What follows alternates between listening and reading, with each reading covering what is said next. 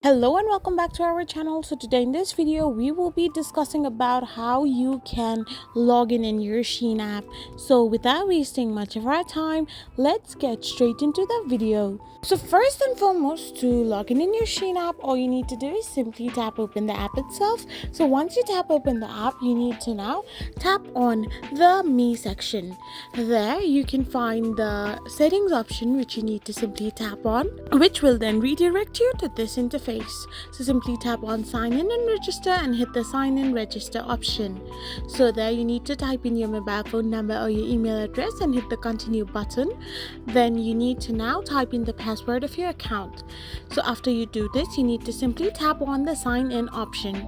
So once you're done with this, you will be successfully logged in into your Shein account. I hope you found this video helpful, so don't forget to hit that subscribe button and do give us a thumbs up. We will be back again with these informative videos.